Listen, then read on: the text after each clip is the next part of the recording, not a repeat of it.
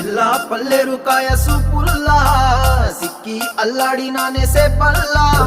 పసిడి పచ్చాని అరసే తుల్లా ధర పోస్తా ప్రాణాలు తానే అడగాల సీతా